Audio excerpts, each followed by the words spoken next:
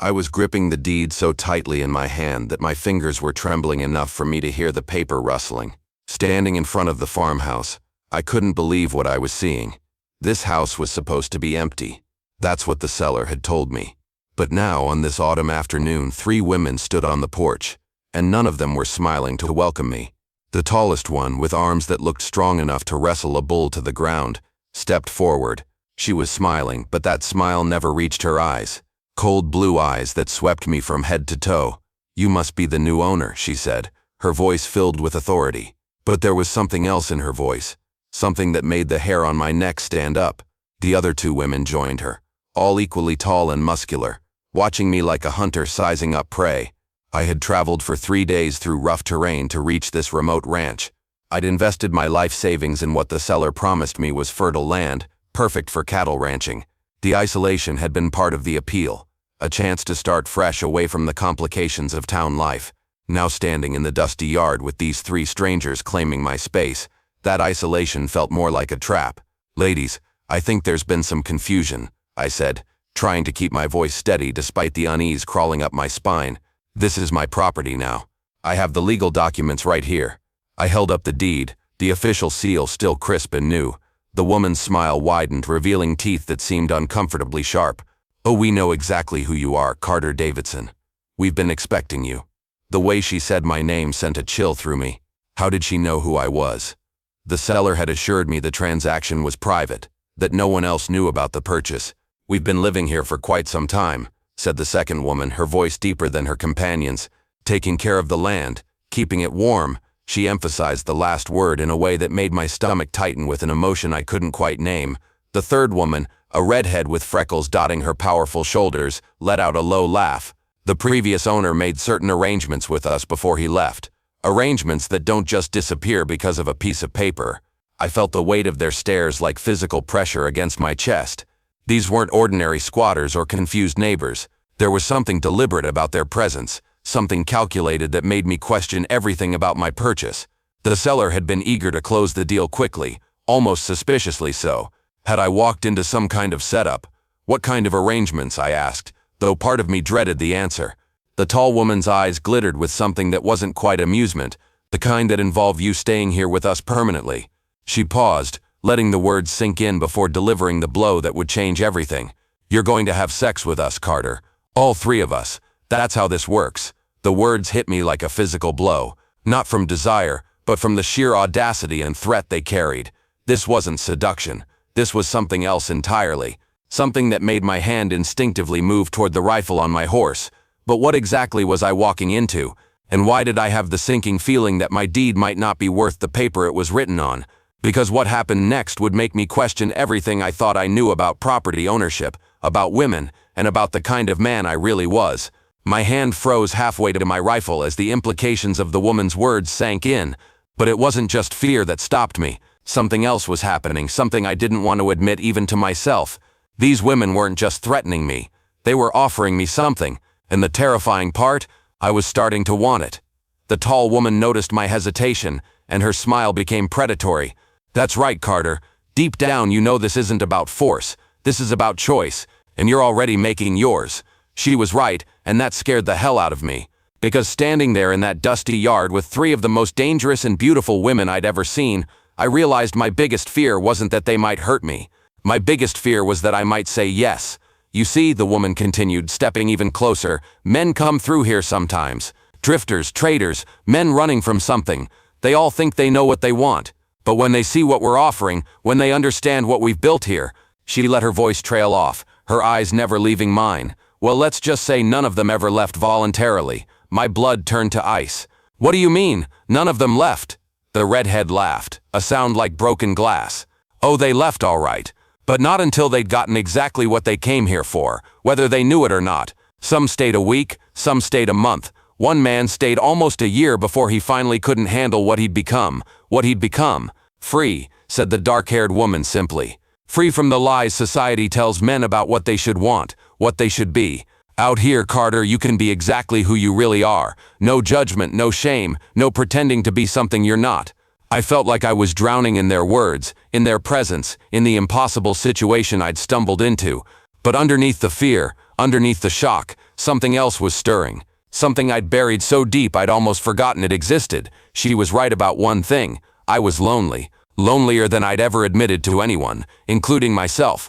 The thought of going back to that empty existence, to pretending I was satisfied with a life that felt like slowly dying, made my chest tight with something that might have been panic. But this wasn't the answer. It couldn't be. Could it? I can see you thinking, Carter, Helena said softly.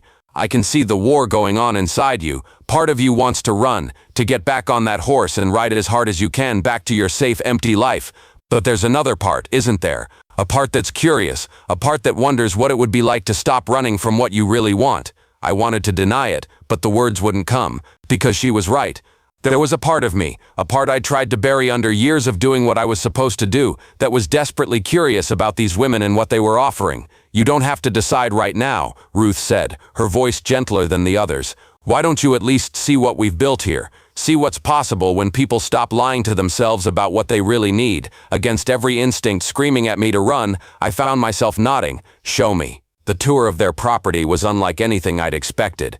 This wasn't just a successful ranch, it was a testament to what people could accomplish when they threw conventional wisdom out the window. The irrigation system Ruth had designed was more sophisticated than anything I'd seen in established towns. The livestock were healthier than animals I'd observed on ranches owned by men with decades more experience. How long did all this take? I asked, genuinely amazed.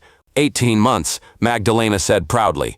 18 months since we decided we were done waiting for men to give us permission to succeed, but it was the house that truly shocked me. Inside, it was more than comfortable. It was luxurious by frontier standards, rich fabrics, quality furniture, books lining the walls. This wasn't the rough cabin I'd expected. This was a home built by people who understood that life was meant to be more than mere survival. Marcus helped with some of this, I asked. The temperature in the room dropped noticeably. Marcus helped himself to the benefits, Helena said coldly. The work, the planning, the vision, that was all ours. He was just there to take credit and enjoy the results. Until he got bored, Ruth added. Until he decided that what we'd built wasn't worth the commitment it required. I was beginning to understand why these women felt betrayed. They'd created something remarkable, and the man who should have been their partner had treated it like a temporary amusement. That evening, as we shared a meal that rivaled anything I'd eaten in the finest hotels, I found myself studying these three women with new eyes. Helena's confidence wasn't arrogance, it was the quiet certainty of someone who'd proven herself capable of anything she set her mind to. Ruth's gentle manner masked a brilliant strategic mind that saw possibilities others missed. And Magdalena's fierce independence was balanced by a loyalty to her chosen family that was absolute. Carter, Helena said as we finished eating, I want to ask you something, and I want you to be completely honest with me. I nodded, though I wasn't sure I was ready for complete honesty with anyone, least of all myself. When you bought this land, what were you really running from? The question hit me like a physical blow, not because it was unexpected, but because it was so accurate it took my breath away. I wasn't running from anything, I said automatically. Bullshit, Magdalena said bluntly. Nobody comes this far from civilization unless they're running from something. The question is whether you're running from something outside you, or something inside you. I stared at my plate, my appetite suddenly gone. How had these women seen through me so quickly when I'd spent years fooling everyone else, including myself? Both, I admitted quietly. I was running from both. Tell us, Ruth said gently. And somehow, for the first time in years, I found myself telling the truth about the business partner who'd cheated me, about the woman I'd thought I'd marry who left me for someone with better prospects, about the crushing weight of trying to be the man everyone expected me to be when I had no idea who that was supposed to be. So you came out here to start over, Helena said when I finished. To become someone new. I thought so. But you brought the same expectations with you, didn't you? The same ideas about what you were supposed to want, supposed to be. She was right again. Even in my escape, I'd been planning to recreate the same life that had been slowly killing me. What if there was another way? Ruth asked. What if instead of trying to become someone new by yourself, you could become someone new with us? That night, I lay awake in the room they'd given me, staring at the ceiling and trying to make sense of what was happening to me. Everything I thought I knew about myself was being challenged. Everything I thought I wanted was being questioned. From down the hall, I could hear the soft murmur of voices, the three women talking quietly amongst themselves. I wondered if they were discussing me, planning their next move in whatever game this was.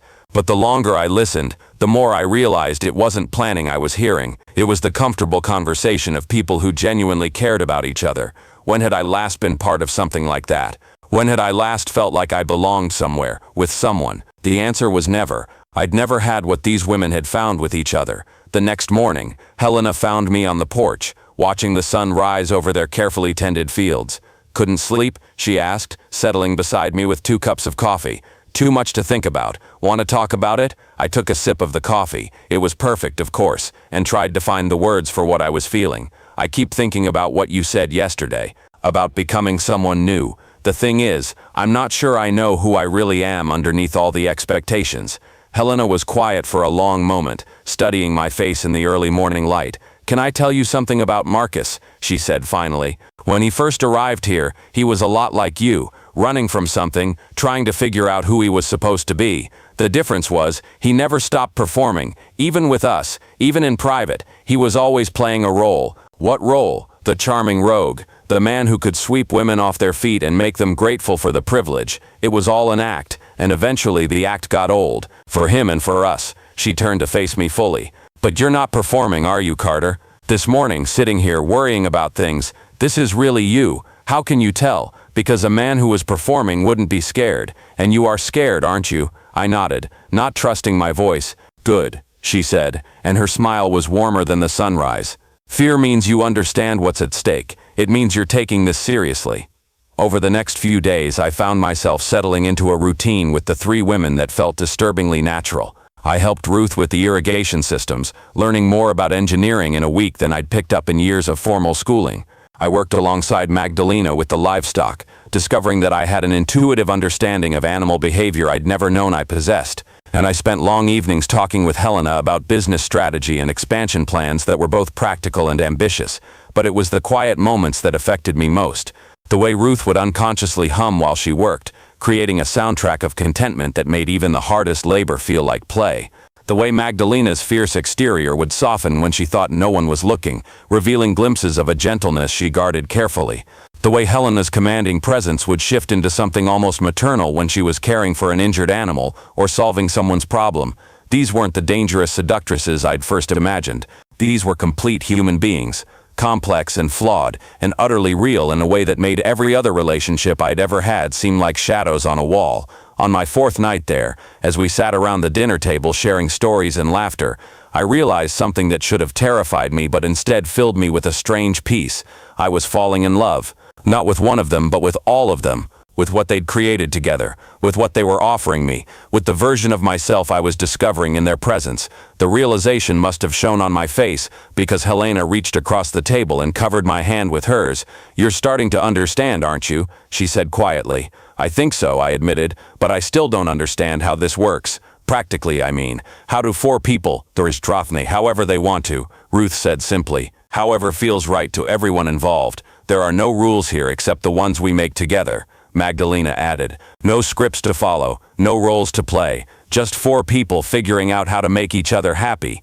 That night, for the first time since I'd arrived, I slept deeply and peacefully. I dreamed of fertile fields and comfortable houses, of laughter around dinner tables and work shared among people who chose to be together. When I woke up, I knew what my answer was going to be. This wasn't some crude proposition from lonely frontier women. The way they stood, the confidence in their voices, the casual mention of arrangements with the previous owner, everything pointed to something far more complex and dangerous than simple intimidation.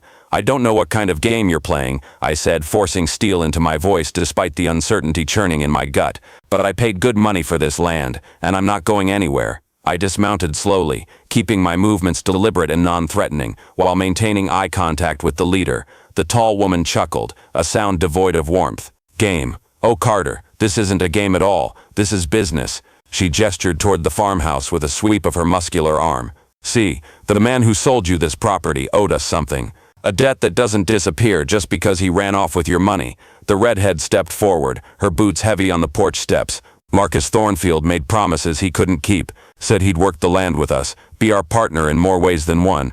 When that didn't work out, he promised us the next owner would honor his commitments." Her green eyes fixed on me with unsettling intensity. "That would be you." I felt the first real stab of panic. Marcus Thornfield. That was the seller's name. Though the man had introduced himself as simply Marcus, the details seemed too specific to be a lie, too personal. How much did these women actually know about my transaction? Even if that's true, which I doubt, no man can make promises on behalf of someone else, especially not those kinds of promises. The second woman, darker-haired and broader through the shoulders than the others, laughed. You really don't understand how things work out here, do you? When you're this far from civilization, from law, from any kind of help, traditional rules don't apply. We make our own arrangements. The way she emphasized arrangements made my skin crawl. I was beginning to understand that this wasn't just about money or property disputes. These women had created their own system, their own form of control, and somehow my purchase had walked me directly into their web. The deed is legal, I insisted, though my confidence was wavering. Filed with the territorial office, witnessed, sealed. Whatever Marcus Thornfield promised you personally has nothing to do with me. The leader's smile finally faded, replaced by something colder and infinitely more dangerous. Legal documents mean nothing out here when you're 3 days from the nearest sheriff, and even further from anyone who might care what happens to a stranger. She took a step closer and I was struck by just how imposing she was. Easily 6 feet tall with arms that spoke of years of hard physical labor. Besides, the redhead added, we have our own paperwork, contracts Marcus signed, agreements that specifically mentioned the transfer of obligations to any future owner. She pulled a folded paper from her pocket, and my heart sank as I recognized what looked like official letterhead. The pieces were falling into place, creating a picture that made my investment seem less like a business transaction and more like an elaborate trap. Had Marcus Thornfield sold me into some kind of arrangement deliberately? Was this whole property sale a setup to deliver me to these women and whatever scheme they were running? But there was something else in their demeanor, something I couldn't quite identify beneath the intimidation and threats. I sensed something almost like longing, as if this wasn't entirely about control or money. The way the leader's eyes lingered on me, the subtle tension in the redhead's stance. There were layers to this situation I didn't understand yet, and that uncertainty terrified me more than any straightforward threat could have. The document the redhead held looked official enough to make my mouth go dry. Even from several feet away, I could make out what appeared to be signatures and an official seal at the bottom. My mind raced through possibilities, each one worse than the last. You're bluffing, I said, though my voice lacked conviction. No court would honor a contract that involves forcing someone into whatever this is. The dark-haired woman stepped off the porch, her boots hitting the ground with authority. Who said anything about courts? We handle our own justice out here. She moved with the fluid confidence of someone who had never lost a physical confrontation, and I found myself taking an involuntary step backward. My name is Helena, the leader said, her tone shifting to something almost conversational. This is Ruth. She nodded toward the dark-haired woman, and Magdalena. The redhead gave a small wave that somehow managed to be both friendly and threatening. We've been waiting for you for weeks, Carter. The casual use of my first name sent another chill through me. How much had Marcus told them? What other details about my life did they know? Whatever Marcus told you about me, he had no right. I bought this property in good faith, and I'm not bound by any agreements he made. Helena's expression softened slightly, and for the first time I caught a glimpse of something vulnerable beneath the intimidating exterior. Good faith, she repeated almost wistfully. That's refreshing. Marcus wasn't much for good faith, especially toward the end. She studied my face with an intensity that made me uncomfortable. You're different from him, quieter, more substantial. Ruth circled around to my left side, moving like a predator, but with an odd gentleness in her eyes. Marcus was all charm and promises at first. Swept in here talking about partnership, about building something together. 3 months later, he was already looking for an exit strategy. He used us, Magdalena added, her voice carrying a hurt that surprised me. Took advantage of our hospitality, our work, she paused, searching for the right word, our affections, then decided it was too much trouble and ran off with the money from selling the land we improved. The pieces of the puzzle were starting to form a clearer picture, though it wasn't one that made me feel any safer. These women weren't just squatters or con artists. They had been betrayed by Marcus Thornfield, and now they saw me as either their salvation or their revenge. So you see, Helena continued, moving closer until she was close enough that I could smell the faint scent of lavender soap on her skin. We have a legitimate claim here, not just to the land, but to what we were promised, what Marcus committed to, and then abandoned. I found myself studying her face, noticing details I had missed in my initial fear. The way her jaw set when she mentioned Marcus, the slight tremor in her hands when she spoke about betrayal. Whatever had happened between these women and my predecessor, it had left scars that ran deeper than property disputes. But there was something else in the way Helena looked at me, something that made my pulse quicken despite the dangerous situation. Was it possible that beneath all the intimidation and threats there was genuine attraction? And more unsettling still, was I beginning to feel it too? The silence stretched between us, heavy with unspoken possibilities. I found myself caught between the rational fear of my situation and an inexplicable pull toward these three women who had upended my carefully planned future. There was something magnetic about Helena's confidence, Ruth's quiet strength, and Magdalena's fierce independence that I couldn't ignore. "Show me this contract," I said finally, surprising myself with the steadiness of my voice. "If Marcus really signed something that binds me, I have a right to see exactly what it says." Magdalena unfolded the document with deliberate care, and I stepped closer to examine it. The paper was thick, expensive, with Marcus Thornfield's signature clearly visible at the bottom, alongside an official notary seal. But as I read the terms, my confusion deepened rather than clearing. "This is a partnership agreement," I said, looking up at Helena, "for farming operations, profit sharing," and I paused at a particularly unusual clause: mutual support and companionship for all parties involved. The language was carefully crafted, legally binding, but vague enough to be interpreted in multiple ways. Marcus was clever with words, Ruth said, moving to stand beside me as I read. Her proximity was distracting. She was tall enough that her shoulder nearly brushed mine, and I caught the scent of something warm and earthy, like fresh bread and summer rain. He made promises that sounded romantic, but were actually business arrangements, and vice versa. Helena watched my face as I processed the document. "The land has been profitable under our management. We've built irrigation systems, improved the soil, established trade relationships with settlements 2 days' ride from here. Marcus benefited from our work for months before deciding he wanted out. But instead of honoring his commitments," Magdalena added, her green eyes flashing with renewed anger, "he found a buyer and disappeared with the money, leaving us with nothing but a piece of paper that apparently transfers his obligations to whoever bought the property." I set the contract down carefully, my mind working through the implications.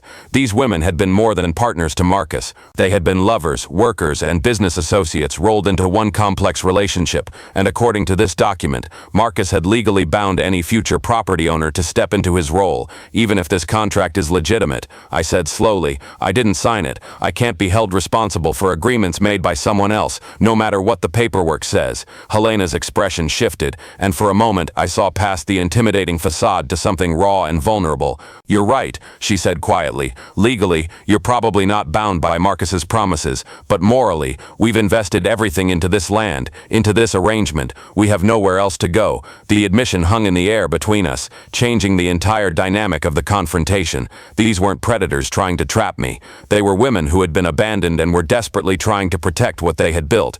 Ruth stepped closer, her voice gentle but firm. "We're not asking you to honor every detail of what Marcus promised, but we are asking you to consider that we might be able to build something better together than any of us could alone." I felt my resistance wavering as I looked at each of them in turn. Helena's strength masked a deep loneliness. Ruth's quiet confidence couldn't hide the hope in her eyes. Magdalena's fierce independence was built on a foundation of hurt that she was trying desperately to protect. "What exactly are you proposing?" I asked. And even as the words left my mouth, I knew I was crossing a line from which there might be no return. The three women exchanged glances, and I realized that my answer would determine not just my immediate future, but potentially the rest of my life. Whatever came next, nothing would ever be simple again. Helena stepped forward, her imposing frame somehow less threatening now that I understood the pain behind her strength. "We're proposing a real partnership," she said, her voice carrying a warmth that hadn't been there before. "Not the half-hearted arrangement Marcus offered, but something genuine. We work the land together, share the profits equally, and—" She paused, meeting my eyes directly. "We share our lives." The weight of her words settled over them like morning mist. I found myself studying each woman with new eyes, seeing past the intimidation to the loneliness that had driven them to this desperate gambit. They weren't trying to trap me. They were trying to save themselves and offer me something I hadn't even realized I was looking for. "The three of you," I said slowly, testing the waters. "You've been together since Marcus left." The question carried implications that made my heart race with a mixture of curiosity and unexpected desire. Ruth nodded, a faint blush coloring her strong features. "We found comfort in each other after he abandoned us. It started as survival, but it became something more, something we didn't want to lose." Her honesty was disarming, and I felt my carefully constructed defenses beginning to crumble. Magdalena moved to stand beside her companions, creating a united front that was no longer threatening, but strangely appealing. "We know how it sounds," she said, her green eyes locked on mine. Three women, asking a stranger to join them in something most people would never understand. But out here, conventional rules don't apply. We make our own family, our own bonds. My mind raced through the possibilities and consequences. I had come here seeking solitude and a fresh start, but what they were offering was the opposite: connection, partnership, and an intimacy that went far beyond anything I had ever imagined. "The physical aspect," I said, my voice rougher than I intended. What would that mean exactly? The question hung in the air between them, charged with possibility and uncertainty. Helena's smile returned, but this time it was genuine, reaching her eyes for the first time since I had arrived. "It would mean whatever feels natural to all of us," she said simply. "No pressure, no demands, just the freedom to explore what develops between us as we build something together." The honesty in her response surprised me. This wasn't about coercion or fulfilling some obligation to Marcus. This was about four people finding solace and connection in an isolated world where traditional relationships often meant nothing. "And if it doesn't work?" I asked, though even as I spoke I could feel my resistance weakening. There was something about the way Ruth's eyes softened when she looked at me, the way Magdalena's fierce independence seemed to include space for me, the way Helena's strength promised protection rather than domination. "Then we figure it out like adults," Ruth said simply. "But Carter, we've been watching you since you arrived. The way you handle yourself, the respect you showed even when you were frightened, we think it could work. We hope it will." The admission that they had been evaluating me just as much as I had been evaluating them somehow made the proposition feel more balanced, less like a trap and more like an opportunity. But was I brave enough to take it? The afternoon sun cast long shadows across the farmyard as I weighed the most important decision of my life. Everything about this situation defied convention, challenged every assumption I had made about my future, and yet I couldn't deny the pull I felt toward these three remarkable women who had turned my world upside down.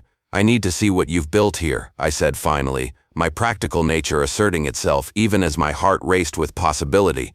"If we're talking about partnership, I need to understand what I'm partnering with." Helena's relief was visible, though she tried to hide it behind her usual confidence. "Of course, Ruth, show him the irrigation system you designed." The pride in her voice when she spoke of Ruth's accomplishments was unmistakable, and I found myself drawn to the genuine affection these women shared for each other. As Ruth led me toward the fields, I was amazed by the sophistication of the water management system she had created. Channels carved with precision directed water from a natural spring to carefully planned garden plots and grain fields that showed signs of careful cultivation and impressive yields. "This represents months of work," Ruth explained, her hands gesturing gracefully as she described the engineering challenges she had overcome. "Marcus took credit for it when traders came through, but every inch was planned and dug by us." The bitterness in her voice when she mentioned Marcus was matched by the pride she took in her creation. When Magdalena joined them as they toured the livestock areas where healthy cattle grazed in well-maintained pastures and a small but productive chicken coop provided fresh eggs, "We've established trade relationships with 3 different settlements," she explained, her business acumen evident in the way she discussed profit margins and seasonal planning. "The operation isn't just sustainable, it's thriving." I found myself genuinely impressed by what the 3 women had accomplished. This wasn't just a farm, it was a carefully planned and expertly managed operation that represented a level of cooperation and shared vision that I had never experienced. "The house," Helena said as they returned to the main building, "has 4 bedrooms. We've been using 3, but we always hoped," she trailed off, leaving the implication hanging in the air between them. As they entered the farmhouse, I was struck by the warmth and comfort of the space. It wasn't luxurious, but everything was well crafted and carefully maintained. The kitchen was large enough for communal cooking, the sitting area had comfortable furniture arranged for conversation, and everywhere I looked, I saw evidence of the care and attention these women had invested in creating a real home. "We're not asking for an answer today," Ruth said as they settled in the sitting area, her understanding evident in her gentle tone. "This is a big decision and we want you to be certain before you commit to anything." But even as she spoke, I realized that my decision was already made. The attraction I felt wasn't just physical, though I couldn't deny the way my pulse quickened when Helena's hand brushed my arm, or how Ruth's smile made me feel understood in ways I had never experienced. or how Magdalena's fierce independence drew me like a flame. More than attraction, I felt the pull of belonging. These women had created something remarkable together, and they were offering me the chance to be part of it. The risks were enormous, but so was the potential reward. "What happens next?" I asked, and all three women smiled, understanding that my question was really an answer. The future stretched before them, uncertain but full of possibility, and for the first time in years, I felt truly alive. That evening, as they shared a meal prepared together in the spacious kitchen, the atmosphere had shifted from confrontation to cautious optimism. I found myself relaxing in ways I hadn't expected, drawn into easy conversation about farming techniques, trade routes, and the challenges of frontier life. The three women moved around each other with practiced ease, their partnership evident in every shared glance and completed task. "There's something else you should know," Helena said as they cleared the dishes, her tone carrying a weight that made everyone pause. "Marcus didn't just leave us with broken promises. There are debts he incurred in our name, payments expected that we can't provide alone." The admission hit me like cold water. "What kind of debts?" I asked, setting down the plate I had been drying. Magdalena pulled a ledger from a drawer, her expression grim. "Supplies he ordered but never paid for, equipment purchased on credit. He used our reputation with local traders to secure goods, then disappeared before the bills came due." She opened the book, revealing columns of numbers that made my heart sink. "How much?" I asked, though I dreaded the answer. "Enough to ruin us if we can't pay," Ruth said quietly. "The traders have been patient because they know our work is good, but patience has limits. If we can't settle these accounts within the month, we'll lose everything we've built here." I studied the ledger, my business sense taking over despite the emotional complexity of the situation. The debts were significant but not insurmountable, especially given the productivity I had witnessed. More importantly, the women's honesty about the financial burden impressed me. They could have hidden this information until after I committed, but instead they were laying all their cards on the table. "Marcus really did a number on you," I said, my anger at the absent man growing. "But these numbers, they're manageable with the right approach." I looked up to find all three women watching me hopefully. "I have capital from selling my previous holdings, enough to settle these debts and invest in expanding the operation." The relief on their faces was immediate and overwhelming. Helena's composure finally cracked, tears she had been holding back for months finally spilling over. Ruth reached for my hand, her grip firm and grateful. Magdalena simply nodded, but her eyes spoke volumes about what my offer meant to them. "But I have conditions," I continued, my tone growing serious. "If we're doing this, we're doing it right. Legal partnership papers, clear agreements about responsibilities and decision-making." And I paused, meeting each of their gazes in turn. "And we take time to let the personal relationships develop naturally. No pressure, no expectations beyond what feels right to all of us." Helena wiped her eyes, her smile returning stronger than before. "That's all we ever wanted, Carter. A real partnership with someone who sees us as equals, not objects or conveniences." As the evening deepened, they sat together planning their future. And I realized that what had started as the worst day of my life might actually be the beginning of the best chapter I had ever lived. But the next morning, Carter woke up early. The farm was still sleeping, but his head was filled with thousands of questions. Was this really the right decision? Could he trust these women? Why had Marcus left them in such a situation? Helena found him in the kitchen making coffee. She looked even more beautiful in the morning light, her strong features illuminated by golden light. "Did you regret it?" she asked, worry in her voice. "No," Carter said honestly, "but this won't be easy. It will take time for all of us to adapt." Helena smiled with relief. "The most valuable things are never easy, Carter. The first week was challenging. They needed to learn personal boundaries, adapt to each other's habits." Carter stayed in his own room, slowly understanding this new dynamic. His first real connection with Ruth was built while they repaired broken fences together. The woman's hands were incredibly skilled. Their conversation flowed naturally. "What was it like with Marcus?" Carter asked. Ruth stopped, put down her hammer. "At first he was charming. Big plans, big dreams. But it was just talk. When real work was involved, he was always looking for escape routes." "What about now? How do the three of you?" "We became a family, Carter. Unconventional but real family. You're part of that now too." His closeness with Helena developed more slowly. The woman was strong, liked to be in control, but Carter didn't challenge her leadership. He worked alongside her. By the end of the second week, Helena had begun to trust him. "Marcus never trusted me," Helena said one evening. "He always had his own plans, secret plans. You're different." Magdalena was the most cautious. Her past wounds were deep, trust came hard, but in the third week when Carter helped her train wild horses, she finally began to tear down the walls. "I think I can trust you," Magdalena said that day. "This is a big step for me." The first physical intimacy came with Ruth. One evening, as they washed dishes together, their hands touched, and this time neither pulled away. "Carter," Ruth said softly. "I know," Carter said. "Me too." That night Ruth came to his room, but just to talk. They spent hours talking about their lives, their dreams, their fears. The intimacy developed slowly, without force, naturally. Helena's approach was more dramatic. She had hidden her feelings for weeks, then one night she exploded. "I want you, Carter," she said, tears in her eyes. "But I'm so scared. Marcus had hurt me so deeply." Carter took her in his arms, stroked her hair. "I'm not Marcus, Helena. I'll never hurt you." Magdalena took the longest to come around. But when she did, her passion was stronger than the others. "I was afraid of losing all of you," she confessed. "But losing you would be much worse." By the end of the second month, Marcus's debts were completely paid off. 3 months later, I stood in the same farmyard where I had first encountered the 3 women who had changed my life forever. The operation had expanded beyond our wildest expectations, with new livestock, improved irrigation, and trade agreements that stretched across 3 territories. More importantly, the 4 of us had found a rhythm that worked both professionally and personally. Helena had become my closest confidant in matters of business strategy, her natural leadership complementing my financial acumen. Our relationship had deepened slowly, built on mutual respect and genuine affection that had blossomed into something neither had expected to find. Ruth's gentle wisdom and innovative thinking had made her indispensable as a partner, and the quiet moments we shared working together had developed into a connection that felt as natural as breathing. Magdalena had been the most cautious about opening her heart again, but her fierce loyalty and passionate spirit had eventually won out over her protective instincts. Each one's approach to intimacy had developed at different times, in different ways. The arrangement that had seemed so impossible on that first day had evolved into something beautiful and functional. We had created our own family, our own rules, our own definition of love that worked for all 4 of us. There were challenges, certainly. Jealousy to navigate, decisions to make collectively, and the constant awareness that our lifestyle would never be accepted by conventional society. But the rewards far outweighed the difficulties.